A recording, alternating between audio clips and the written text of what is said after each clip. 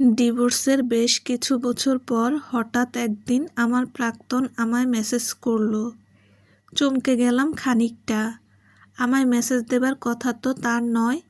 নিয়মিত আমরা কথাও বলি না। সেই যে দলিলপত্রে সই করে আলাদা হলাম, সেই অবধি তো ছিল কথাবার্তা। আজ হঠাৎ তার মেসেজ দেখে কপাল কুঁচকে এলো। স্ক্রিনের ওপর তার আইডি ভেসে উঠেছে। প্রোফাইলে শুধু তার ছবি নয়, সঙ্গে তার বর্তমান বিবাহিতা স্ত্রী, যাকে বিয়ে করেছিল আমাদের ডিভোর্সের মাসখানেক পর। সেসব যাক, পরের মেয়ের দোষ দিয়ে আর কি লাভ। মেসেজ করলো আবারও। বোধ হয় ধৈর্য হারিয়ে ফেলছে জবাব পাবার আশায়। এবার জিজ্ঞেস করলো, বিজি? না, বলো। কেমন আছো? এই তো ভালো। তোমার খবর বলো। আমিও আছি বেশ। আজ ফেসবুক স্ক্রল করতে করতে হঠাৎ তোমার আইডি সামনে এসে পড়ল, তাই মেসেজ করলাম। ও আচ্ছা। নিয়মিত কন্টাক্টে আমরা নেই, কারণ ডিভোর্সের পরপরই তাকে আনফ্রেন্ড করে দেই। এমনকি ফোন নাম্বার অবধি বদলে দেই।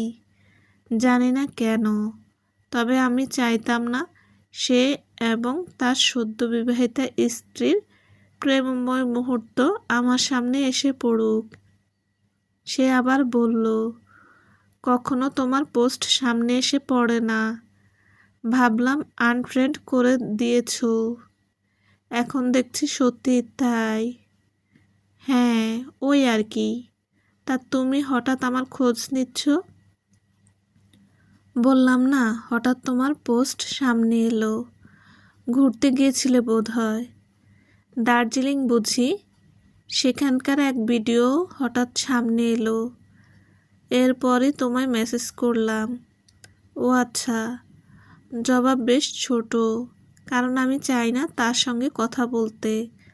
আমার আইডি পাবলিক করা। বছরে 2-1টা ট্যুর দেই। ব্যস্ত জীবনে চাকরি বাদে ওই যা সময়, তখন টুকটাক ভিডিও করা থাকলে সেসব পোস্ট করি। যাক, এত সব আর তাকে বলিনি। জিজ্ঞেস করলাম, বউ কেমন আছে? হ্যাঁ, আছে ভালো। একটু শরীর খারাপ। এই সময় যা হয় আর কি। ওহ, কংগ্রাচুলেশন, দারুণ সুখবর দিলে। হা হা হা, ধন্যবাদ। এই তো জীবনের নিয়ম। তা তোমার খবর বলো। চলছে একইভাবে? একইভাবে মানে নতুন কিছু কি নেই? নতুনভাবে শুরু করনি? আমি আশ্চর্য হয়ে গেলাম কথা শুনে। বললাম, নতুনভাবে শুরু করিনি মানে কি বলতে চাইছো? বলতে চাইছি অনেক সময় তো পেরোলো, বছর 2-1 পেরিয়ে গেছে, তুমি এখনো মুভ অন করতে পারোনি? কি আশ্চর্য! তোমায় কে বলল আমি মুভ অন করতে পারিনি? মুখে বলার কি আছে, দেখলেই তো বোঝা যায়। একা একা ঘুরতে যাও, একাই তো আছো জীবনে। এত কেন আক্ষেপ করছো? চেষ্টা তো করো, দেখবে ভালো কাউকে পাবে। ওর কথা শুনে আমার বেশ হাসি পেল। আমার সামনে যদি দাঁড়িয়ে থাকতো, তবে ওর কথাগুলো শুনে একটু জোরেই হাসতাম, যাতে ও দেখে লজ্জা পায়। ইচ্ছে তো করছিল হাসির ভিডিও করে পাঠিয়ে। অদ্ভুত সব মানুষেরা। আমি তৈরি হয়ে নেই একটা জবাব দেওয়ার জন্য। শোনো, জীবনে একটা মানুষ জুটিয়ে ফেলাই মানে মুভ অন না। আমি মুভ অন করেছি, আর দ্বিতীয় কোনো মানুষ ছাড়াই করেছি। আমি নিজেকে জেনেছি, নিজের মতো বাঁচতে শিখেছি, খোলা আকাশে ঘুরতে শিখেছি। এই 2 বছরে যতবার ভেঙে পড়েছি, ততবার নিজেই নিজেকে বল দিয়েছি, মনোবল বাড়িয়েছি, জীবনের সামনে এগিয়ে গেছি। আমি বাঁচতে শিখেছি। এই বা কম কিসের? তোমাদের মতো মানুষগুলো যখন এমন কেন ভাবে? দ্বিতীয় কাউকে ছাড়া মুভ অন করা সম্ভব নয়। যতটা সময় অন্যকে বোঝার জন্য দাও, ততটা সময় নিজের উপর খাটাতে ক্ষতি কী?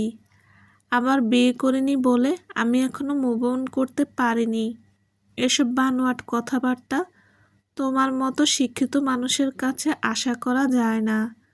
তুমি তো দেখছি আমার ভাবনার চাইতেও নিচু মান মানসিকতার মানুষ। জবাবের উত্তর এলো না। বেশ অনেকক্ষণ অপেক্ষা করলাম।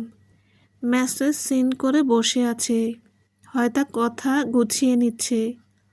অপেক্ষা করলাম না, দ্রুত তাকে ব্লক করে দিলাম। হয়তো এই কাজটা আগেই করা উচিত ছিল। একা বাঁচতে গিয়ে একটা শিখেছি, জীবনে যত নেগেটিভ মানুষ এড়িয়ে চলা যায়, জীবন তত সুন্দর। সমাপ্ত।